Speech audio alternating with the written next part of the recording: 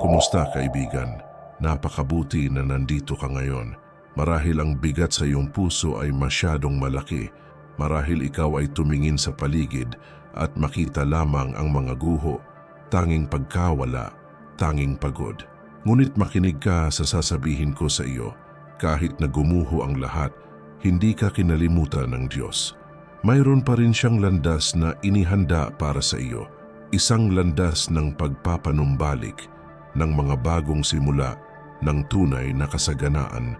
At ngayon, mauunawaan mo kung paano ito posible kahit nasa gitna ng kaguluhan. Manatili sa akin hanggang sa wakas dahil ang salitang ito ay maaring magbago ng lahat. Pagod ka na, di ba? Pagod na sa pagsisikap na hawakan ng pag-asa habang pinapanood ang lahat ng gumuho sa paligid mo. Marahil ay nawalan ka ng bahay, trabaho, seguridad. Baka lumaki ang utang kaya hindi ka na makatulog ng mapayapa. O marahil ito ay ang sakit ng makita ang iyong pamilya na nagdurusa nang hindi makapagbigay ng gusto mo, ng pakiramdam na nabigo ka sa mga taong pinakamamahal. Motsinj, alam kong may mga pagkakataong tinatanong mo ang iyong sarili, Diyos ko, nasaan ka? Bakit nangyari ito sa akin? Ano ang nagawa kong mali? At kasama ng mga tanong na iyon ay ang pagkakasala, takot, ang pakiramdam na nag-iisa ka sa labanang ito. Sinusubukan mong manatiling matatag, ngunit sa loob mo ay nadudurog. At minsan, sa katahimikan ng gabi, iniisip mo kung kakayanin mo bang magsimula muli, kung may pag-asa pa, kung talagang nakikita ng Diyos ang iyong sakit. Kapatid, kailangan kong malaman mo ang isang bagay. Totoo ang nararamdaman mo at naiintindihan ng Diyos ang bawat luha na iyong ibinuhos. Hindi siya malayo, hindi siya walang pakialam.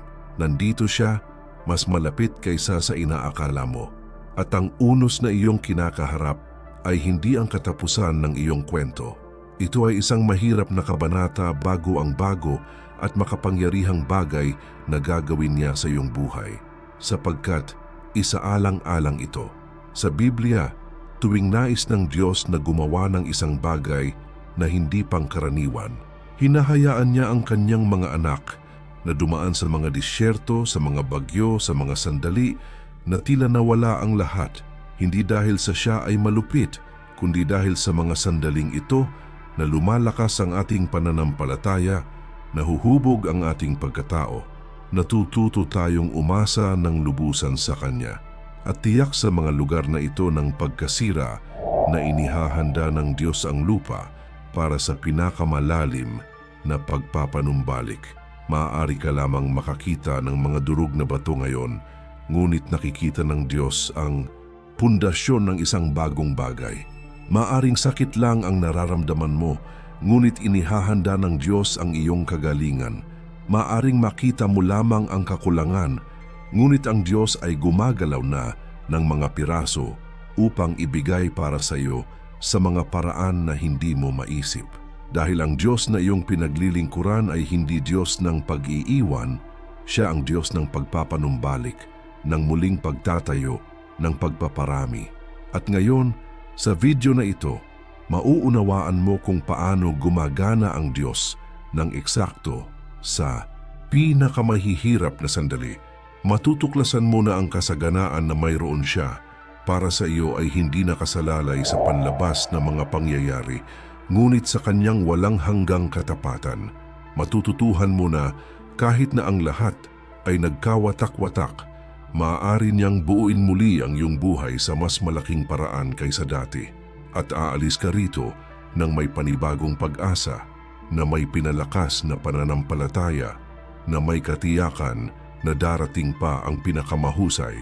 Kaya huminga ng malalim, pakalmahin ang iyong puso at bigyang pansin ang bawat salita dahil may napakahalagang bagay na sasabihin sa iyo ang Diyos ngayon. At bago tayo magpatuloy, gusto kong pumunta ka sa mga komento ngayon at ipahayag ng may pananampalataya.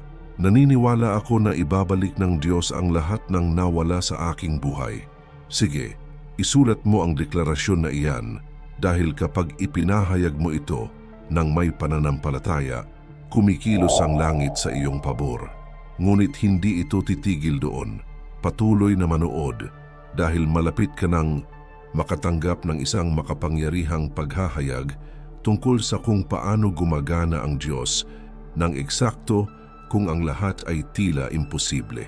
Maaaring ito mismo ang kailangan mong maunawaan sa sandaling nabubuhay ka at sa wakas ay makita ang liwanag sa dulo ng tunnel. Hayaan mong sabihin ko sa iyo ang isang bagay na maaaring hindi mo napagtanto. Ang pinakadakilang mga himala sa Biblia ay hindi nangyari sa panahon ng kapayapaan at kasaganaan. Nangyari ang mga ito sa gitna ng kaguluhan, kakapusan at kawalan ng pag-asa. At alam mo kung bakit? Dahil kapag gumuho ang lahat, ipinapakita ng Diyos kung sino talaga siya. Ito ay kapag wala ka nang natitira na inihahayag niya ang kanyang sarili bilang ang Diyos na nagbibigay. Ito ay kapag ikaw ay nasa ilalim ng bato na ipinakikita niya ang kanyang sarili bilang ang Diyos na nag-angat sa iyo. Isipin mo si Job na wala sa kanya ang lahat, ang kanyang mga ari-arian, ang kanyang mga anak, ang kanyang kalusugan, ang kanyang dignidad. Nakaupo siya sa abo, kinukuskos ang mga sugat sa kanyang katawan habang dumudugo ang kanyang kaluluwa. Ngunit sa pagtatapos ng kwento, hindi lamang ibinalik ng Diyos ang nawala kay Job, binigyan niya siya ng doble. Sinasabi ng Biblia sa Job, Kabanata 42, mga bersikulo 12 hanggang 17, na pinagpala ng Diyos ang huling bahagi ng buhay ni Job nang higit kaysa sa una. Doble ang dami niya kaysa dati. Isipin ang Jerusalem, ang lungsod ay nawasak, ang templo ay sinunog, ang mga tao ay dinalang bihag, parang katapusan na. Ngunit itinaas ng Diyos si Nehemias at sinabi, muling itayo ang mga pader, at sa loob lamang ng 52 araw, ang tila imposible ay natupad. Ang mga pintuan ay naibalik, ang dignidad ng mga tao ay naibalik, at ang lungsod ay naging malakas muli. Isipin ang balo ng Sarepta. Inihahanda niya ang kanyang huling pagkain para sa kanyang sarili at sa kanyang anak, handa nang mamatay sa gutom. Ngunit nang magkaroon siya ng pananampalataya at ibahagi ang kaunting mayroon siya kay Propeta Elias, hindi naubos ang harina at langis. Pinarami ng Diyos ang kanyang maliit at tinustusan ang kanyang sambahayan sa buong tagtuyot. Nakikita mo ba ang pattern? Ang pagkawala ay hindi ang katapusan. Ang sakuna ay hindi ang huling salita. Hindi tinutukoy ng kalamidad ang iyong kinabukasan dahil ang Diyos na iyong pinaglilingkuran ay isang dalubhasa sa pagbabago ng mga trahedya sa mga tagumpay, sa pagpapalit ng sakit sa layunin, sa paggawa ng buhay kung saan mayroon lamang kamatayan, at narito ang katotohanang magpapabago sa iyong pananaw ngayon. Hindi nangako ang Diyos na hindi ka dadaan sa mga unos, ngunit ipinangako niya na makakasama ka niya sa pamamagitan nila. Hindi niya sinabi na hindi ka haharap sa pagkalugi, ngunit ginagarantiyahan niya na magdadala siya ng panunumbalik. Hindi niya sinabi na magiging madali ito, ngunit tiniyak niya sa iyo na magiging sulit ito. Ang kasaganaan ng Diyos para sa iyo ay hindi lamang material, bagamat nais din niyang pagpalain ka sa pananalapi. Ito ay isang kasaganaan ng kapayapaan sa gitna ng kalituhan. Ito ay isang kasaganaan ng lakas kapag ikaw ay mahina. Ito ay isang kasaganaan ng karunungan kapag hindi mo alam kung ano ang gagawin. Ito ay isang kasaganaan ng mga pinto na nagbubukas kapag ang lahat ng mga landas ay tila sarado. Ito ay isang kasaganaan ng layunin na ipinanganak mula sa iyong sakit. At alam mo ba kung ano ang pinakamakapangyarihan sa lahat ng ito? Ang Diyos ay nagsimulang gumawa ng pabor sa iyo hindi pagkatapos na lumipas ang bagyo.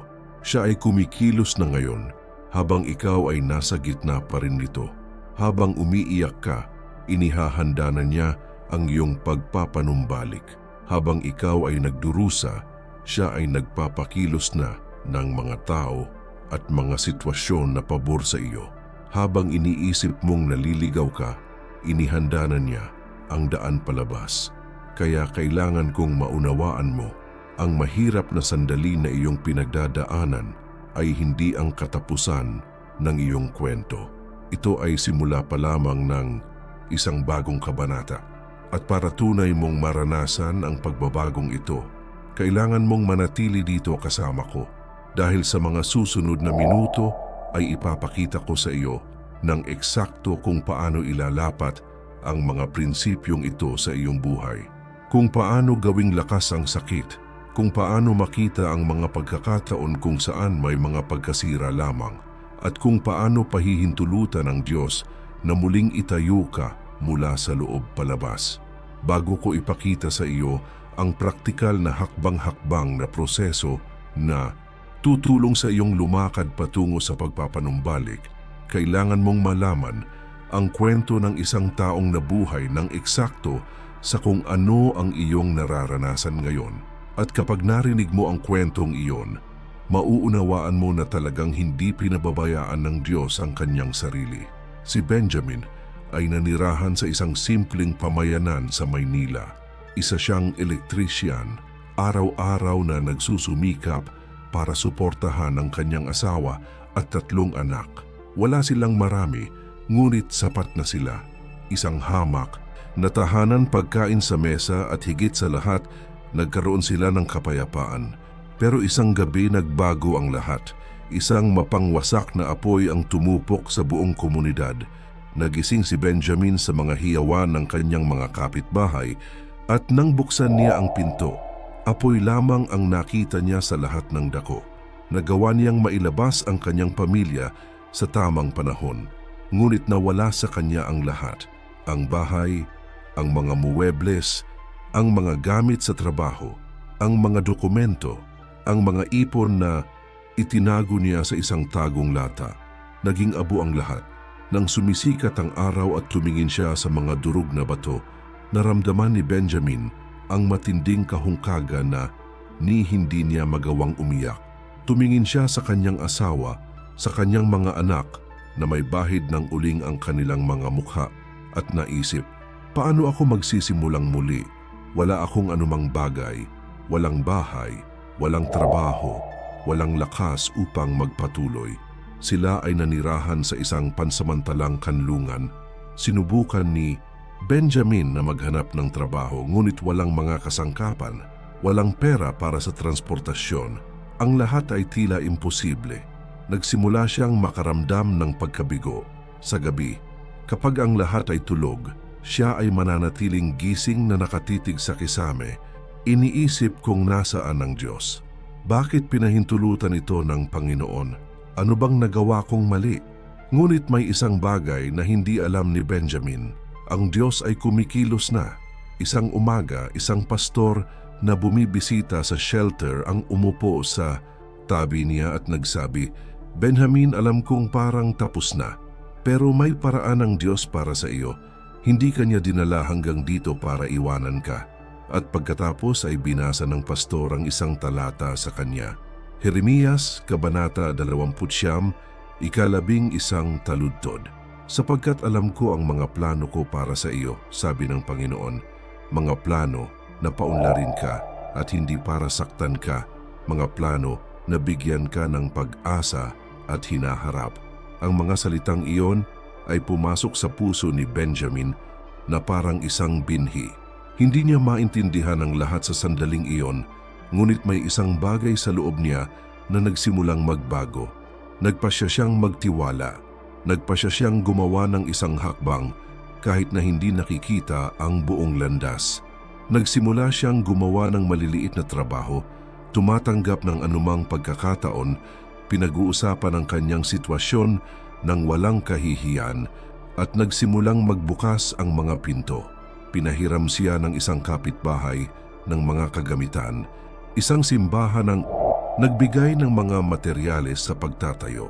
Isang negosyanteng nakarinig ng kanyang kwento ang nag-alok sa kanya ng kontrata ng serbisyo. Sa loob ng 6 na buwan, hindi lamang muling itinayo ni Benjamin ang kanyang bahay. Nagtayo siya ng isang maliit na negosyong serbisyo sa kuryente. Sa loob ng 1 taon, nagtatrabaho siya ng ibang mga lalaki sa komunidad. At ngayon, sinabi ni Benjamin na ang apoy ay hindi ang katapusan.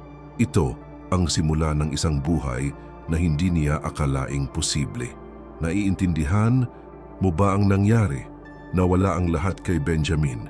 Ngunit ginamit ng Diyos ang kawalan na iyon upang turuan siyang umasa ng lubusan sa Kanya.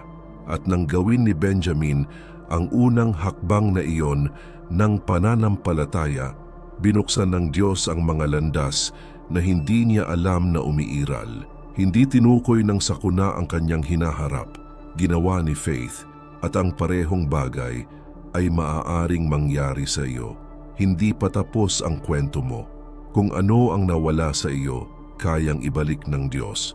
Kung ano ang nasira, kaya niyang buuin muli. At kung minsan ang tila katapusan ay ang paghahanda lamang ng Diyos sa lupa para sa isang bagay na mas malaki.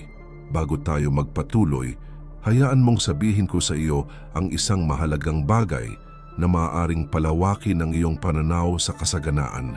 Maraming tao ang nakulong sa isang siklo ng pagsisikap at pagkabigo. Sila ay nagsisikap, nagdarasal, nagsisikap na gawin ang lahat ng tama, ngunit hindi makakarating saan man sa pananalapi. At alam mo kung bakit? Walang nagturo sa kanila kung paano ihanay ang kanilang isipan sa mga tamang prinsipyo upang tunay na umunlad. Sa pag-iisip na iyon, naghanda ako ng praktikal at makapangyarihang mapagkukunan na tinatawag na ibahin ang iyong mindset at mabilis na paramihin ang iyong pananalapi. Dito, matututunan mo kung paano lampasan ang mental at espiritual na mga block na pumipigil sa iyong umunlad, kung paano ihanay ang iyong isip sa matatalinong saloobin ng kasaganaan, at kung paano ilapat ang mga simpleng estratehiya na nagdudulot ng tunay at pangmatagalang resulta. Ang material na ito ay para sa mga taong determinadong lumaya mula sa siklo ng kakulangan at magsimula ng isang bagong yugto ng paglago at kalinawan sa pananalapi. At tingnan mo, huwag mong ipagpaliban. Ang bawat araw na ipinagpaliban mo ang isang desisyon ay isa pang araw na nakulong sa parehong cycle. Pumunta sa unang nakapin na komento sa ibaba ng video na ito at i-download ang material habang available pa ito, dahil habang iniisip mo, inilalapat na ito ng iba at umaani ng mga gantimpala. Ang pagkakaiba sa pagitan ng mga nagbabago sa mga nananatiling walang pag-unlad ay simple, ang desisyon na kumilos. At ang desisyon na iyon ay maaaring nasa iyo ngayon. Balik tayo sa pinag-usapan natin. Ngayong nauunawaan mo na ang Diyos ay may paraan kahit sa mga sakuna. Hayaan mong ipakita ko sa iyo ang mga praktikal na prinsipyo na ginagamit niya upang muling itayo ang mga buhay. Dahil ang paniniwalang kayang ibalik ng Diyos ay isang bagay, ang pag-unawa sa kung paano niya ito ginagawa at kung ano ang kailangan mong gawin para makipagtulungan sa Kanya ay isa pa. Ang unang prinsipyo ay ito: ang Diyos ay nagsisimula sa iyong isip bago hawakan ang iyong mga kalagayan. Bago muling itayo ni Nehemias ang mga pader ng Jerusalem, kailangan niyang muling itayo ang pangitain sa kanyang sarili. Kailangan niyang maniwala na posible ito, kahit na sinabi ng lahat na ito ay kabaliwan. At nang magkaroon siya ng malinaw na pangitain, ibinigay ng Diyos ang mga mapagkukunan. Kaya ang unang bagay na kailangan mong gawin ay i-renew ang iyong isip. Itigil ang pagpapakain ng mga saloobin ng pagkatalo. Itigil ang pag-uulit sa iyong sarili na hindi ka magtatagumpay. Simulan mong ipahayag ang sinasabi ng Diyos tungkol sa iyo. Magagawa ko ang lahat ng bagay sa pamamagitan niya na nagpapalakas sa akin. Filipos, Kabanata 4, Talata 13. Ang ikalawang prinsipyo, ginagamit ng Diyos ang mga tao para tulungan ka. Hindi ka nilikha para maglakad ng mag-isa. Si Nehemias ay nagkaroon ng tulong. May tulong si Benjamin. Si Ruth ay may Boaz. Si David ay may Jonathan. Gumagawa ang Diyos sa pamamagitan ng mga tao. Kaya huwag ipagmalaki na humingi ng tulong. Huwag kang magtago sa sakit mo. Pag-usapan kung ano ang iyong pinagdadaanan. Hanapin ang simbahan, hanapin ang iyong mga kapatid kay Kristo. Hanapin ang mga maaaring magbigay ng tulong sa iyo. Dahil maaaring naisin ka ng Diyos na pagpalain sa pamamagitan ng isang tao, ngunit kung isara mo ang iyong sarili, hinaharangan mo ang channel ng probisyon. Ang ikatlong prinsipyo, iginagalang ng Diyos ang maliliit na hakbang ng pananampalataya. Hindi mo kailangang ihanda ang lahat para magsimula. Hindi mo kailangang makita ang buong landas. Kailangan mo lang gawin ang unang hakbang. Nang gawin ng balo ng Sarepta ang cake para kay Elias kasama ang huling harina niya, hindi niya alam na dadami ito. Sinunod niya lang at ginawa ng Diyos ang natitira. Kaya tanungin ang iyong sarili, ngayon, ano ang unang hakbang na maaari mong gawin ngayon? Maaring naghahanap ito ng trabaho, maaring may inaayos ito sa iyong bahay, maaring ito ay pagpapatawad sa taong nanakit sa iyo. Maaring ito ay pagbangon lamang sa kama at pagsasabing, ngayon ay susubukan kong muli. Gawin ang hakbang na iyon at sasalubungin ka ng Diyos sa daan. Ang ikaapat na prinsipyo, binabago ng Diyos ang iyong sakit sa layunin. Si Jose ay ipinagbili sa pagkaalipin, hindi makatarungang ikinulong at kinalimutan. Ngunit sa huli, sinabi niya sa kanyang mga kapatid, inanais ninyong saktan ako, ngunit nilayon ito ng Diyos para sa kabutihan. Genesis, Kabanata 50, versikulo 20. Ang pinagdadaanan mo ngayon ay maaaring parang kasiraan, ngunit gagamitin ito ng Diyos para turuan ka, para palakasin ka, para ihanda ka sa mas higit na bagay. Ang sakit na nararamdaman mo ngayon ay mababago sa isang patotoo na magpapala sa ibang tao bukas. At ang ikalimang prinsipyo, ang Diyos ay hindi lamang nagpapanumbalik, siya ay dumarami. Nang maibalik si Job, hindi lang niya ibinalik ang mayroon siya, doble ang natanggap niya. Nang itanggi ni Pedro si Jesus at inakala na nawala sa kanya ang lahat, hindi lamang siya pinatawad ni Jesus, ginawa niyang pinuno ng simbahan. Hindi lang gumagawa ang Diyos para ibalik sa iyo ang nawala sa iyo. Siya ay gumagawa upang bigyan ka ng isang bagay na higit na mas malaki kaysa sa kung ano ang mayroon ka noon.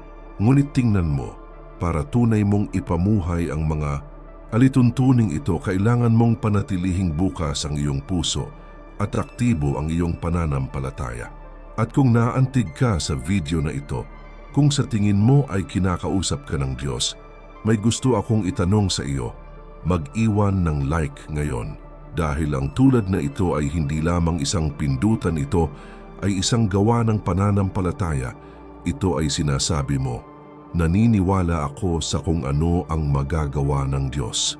At mag-subscribe sa channel at i-activate ang kampana dahil dito ay patuloy kang makakatanggap ng mga salita na magpapatibay sa iyong pananampalataya at makakatulong sa iyong umunlad ayon sa mga prinsipyo ng Diyos. At huwag kang tumigil sa panonood ngayon dahil ang susunod na mangyayari ay baka ang nawawalang piraso para sa wakas ay maunawaan mo kung paano makawala sa siklo ng kakapusan at pumasok sa siklo ng kasaganaan na inihanda ng Diyos para sa iyo. Ang isa sa pinakamahirap na bagay pagkatapos ng isang malaking pagkawala ay ang iwaksi ang survival mentality. Kapag dumaan ka sa isang sakuna, ang iyong utak ay napupunta sa mode ng pagtatanggol.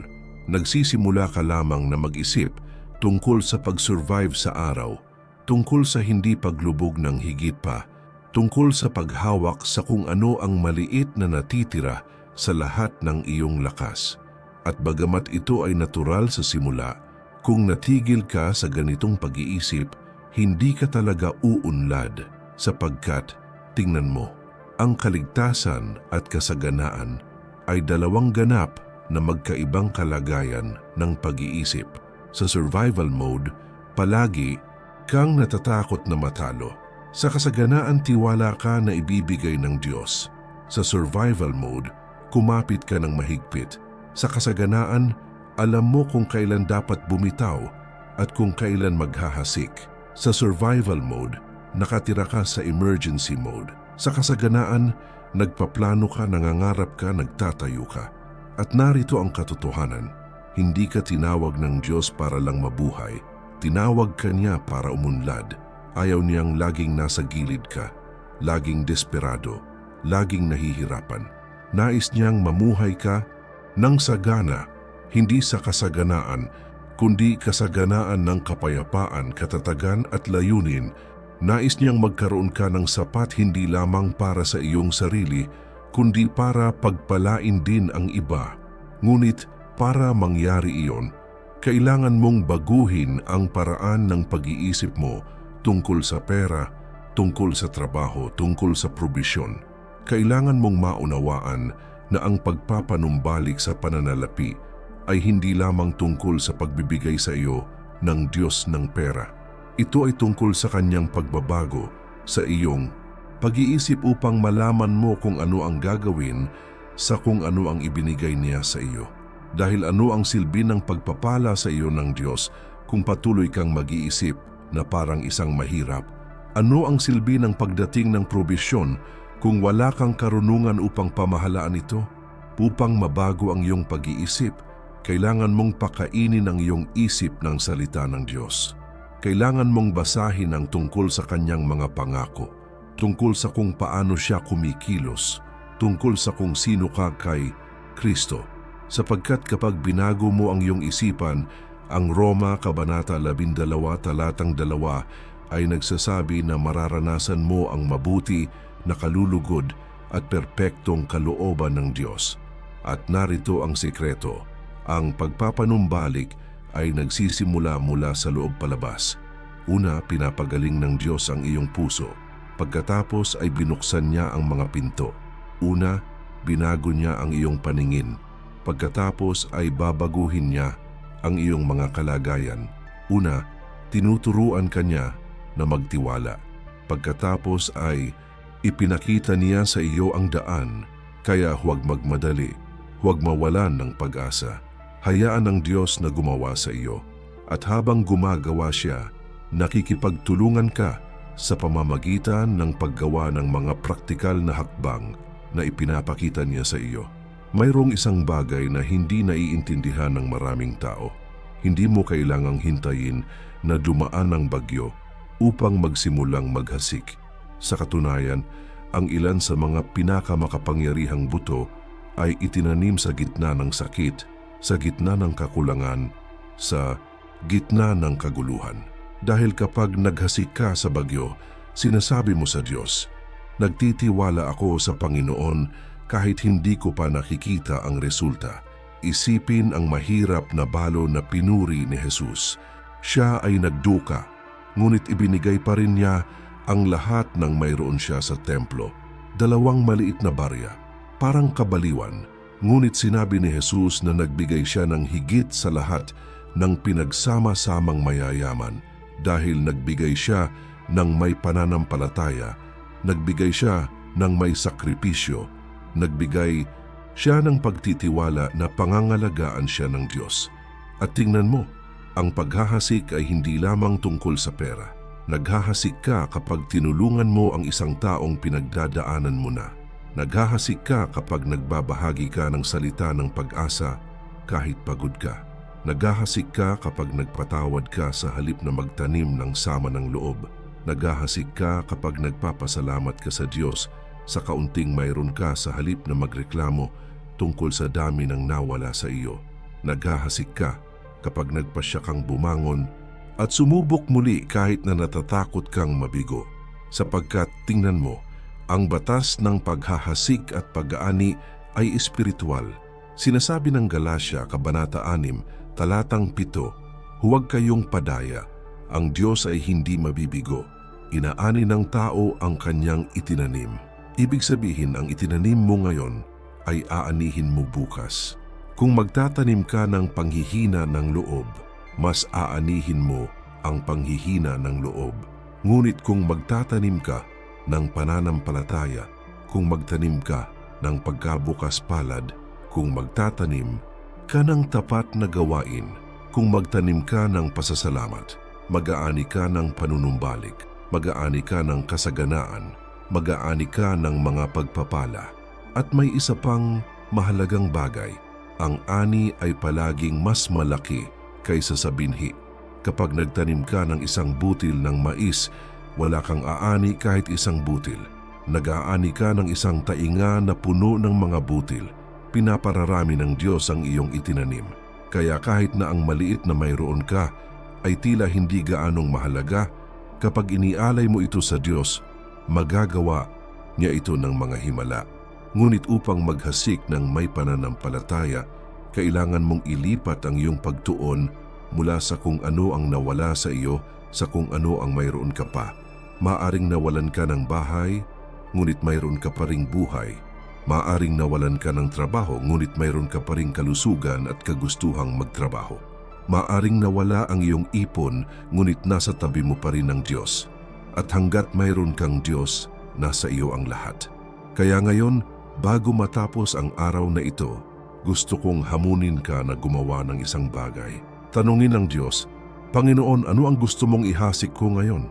Maaring ito ay isang gawa ng kabaitan. Ito ay maaring isang salita ng paghihikayat sa isang tao. Maaring ito ay isang alay, gaano man kaliit. Ito ay maaring maging pangako lamang sa iyong sarili na hindi sumuko. At pagkatapos ay gawin ito ng may pananampalataya, alam na ang Diyos ay nagmamasid. Alam na Kanyang igagalang ang iyong pagsunod. At alam mo kung ano pa, kapag naghasik ka ng may pananampalataya, hindi mo lang itinatayo ang iyong kinabukasan. Nakaka-inspire ka sa iba. Ipinakikita mo sa iyong mga anak na posibleng magtiwala sa Diyos kahit sa mahihirap na panahon. Nagiging liwanag ka sa mga nasa paligid mo na naliligaw din. Ikaw ay nagiging isang buhay na patotoo na hindi pinababayaan ng Diyos ang Kanyang sarili. Ngayon, bago tayo magpatuloy, pumunta sa mga komento at ipahayag, pinipili kong maghasik ng may pananampalataya kahit na sa bagyo. Isulat ang deklarasyon na iyon dahil ito ay magpapatibay sa iyong determinasyon, at kapag ipinahayag mo ito, nanghuhula ka sa iyong sariling buhay. Sige, at pagkatapos ay bumalik dito dahil ang susunod ay maaring ang salita na magtulak sa iyo sa susunod na hakbang na may lakas ng loob. Isa sa pinakamahirap na bahagi ng pagpapanumbalik ay ang oras ng paghihintay. Nakagawa ka na ng mga hakbang ng pananampalataya. Sinusubukan mo ng buuin, pero parang walang nangyayari.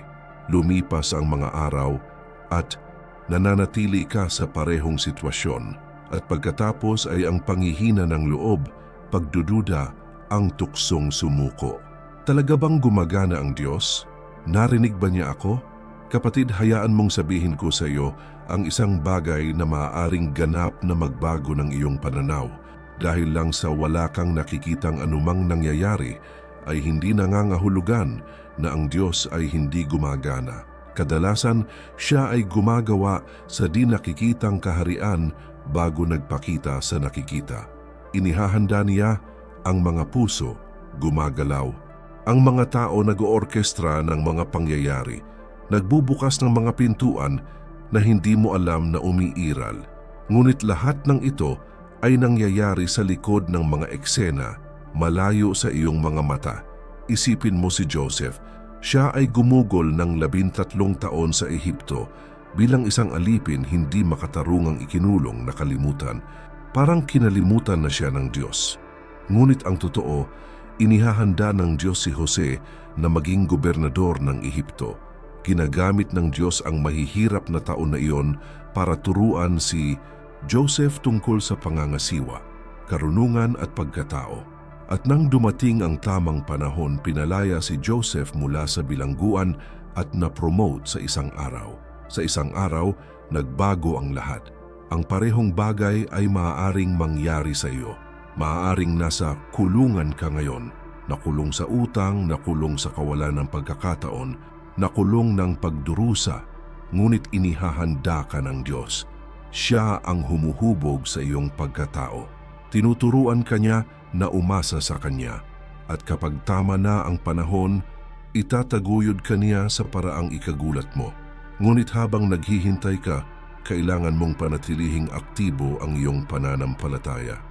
Nangangahulugan ito ng patuloy na pagdarasal, patuloy na paggawa, patuloy na paniniwala.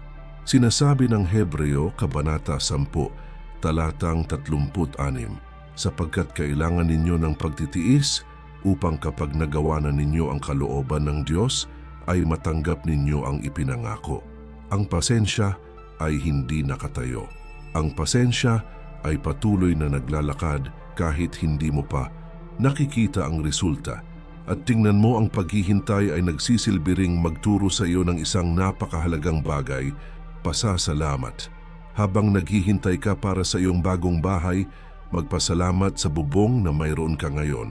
Habang naghihintay ka ng mas magandang trabaho, magpasalamat sa trabahong nagpapanatili sa iyo ngayon. Habang naghihintay ka para sa kumpletong pagpapanumbalik, magpasalamat sa maliliit na himala na nagawa na ng Diyos.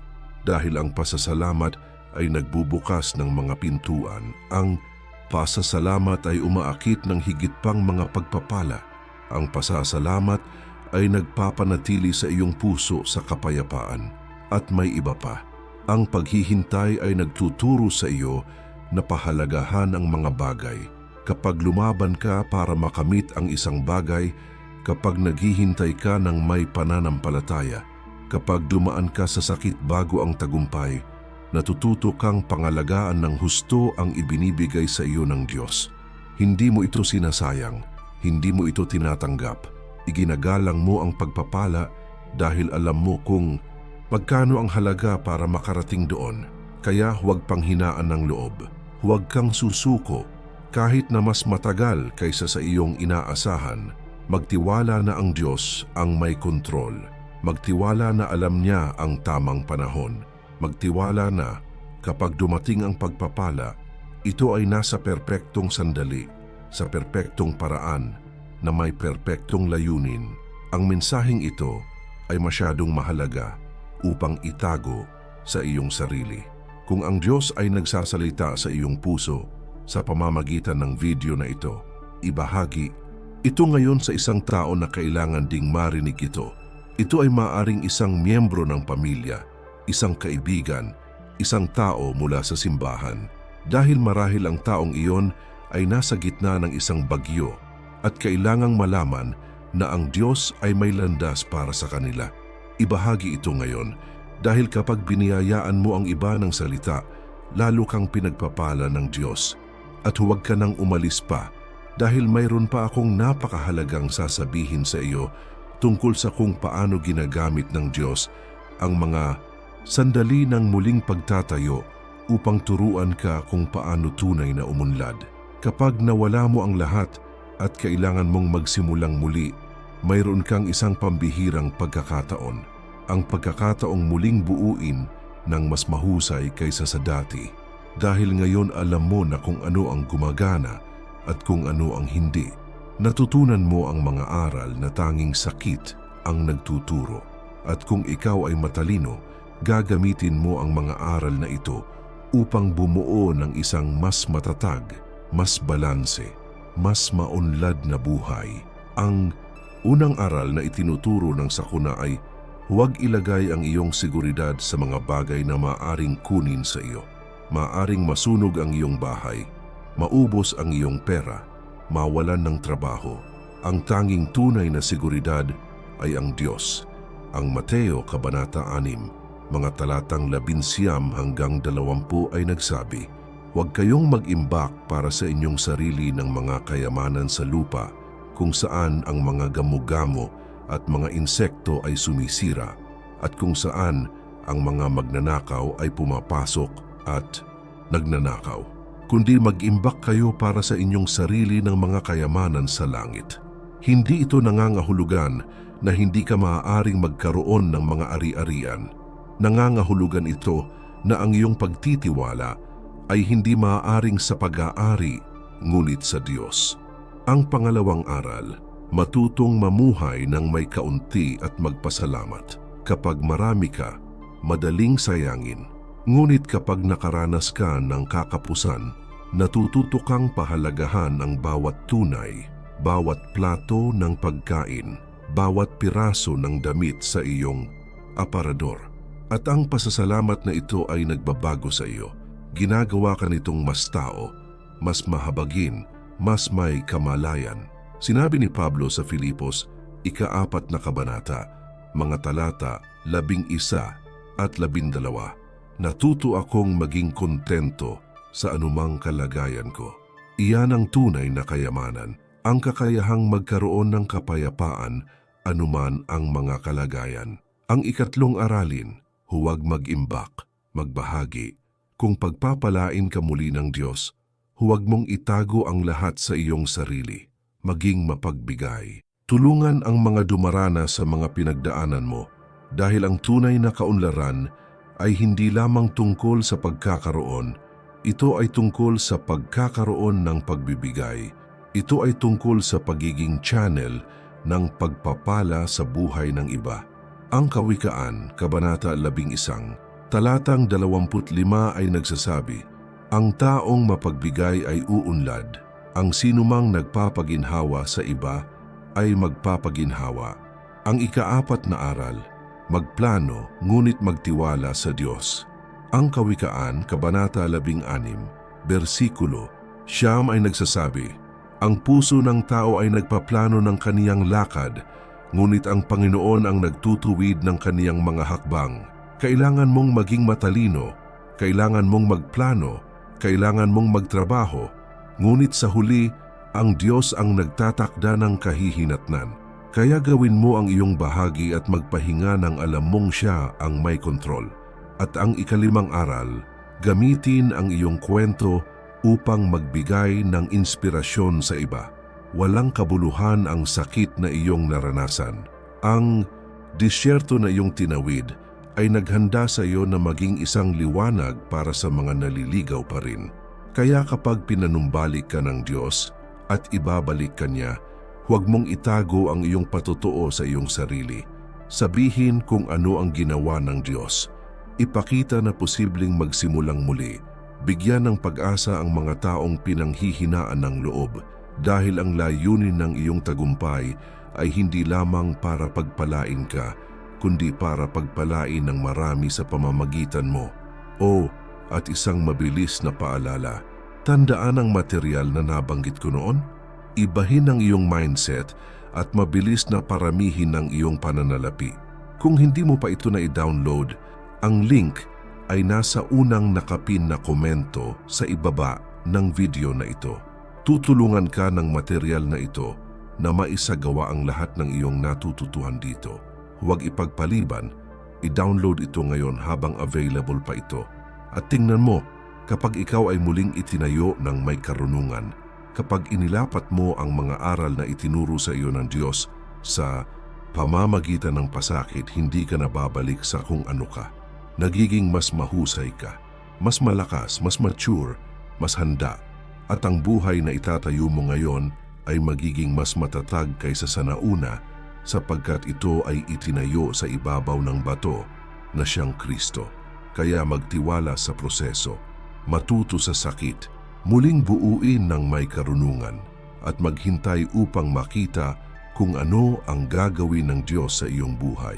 Dahil siya ang Diyos ng pagpapanumbalik at kapag siya ay muling itinayo, palagi niyang ginagawa itong mas mahusay kaysa sa dati. Kapatid, narating na natin ang dulo ng video na ito, ngunit hindi ang katapusan ng iyong kwento. Nagsisimula pa lang ang kwento mo at gusto kong umalis ka rito nang may hindi natitinag na katiyakan sa iyong puso.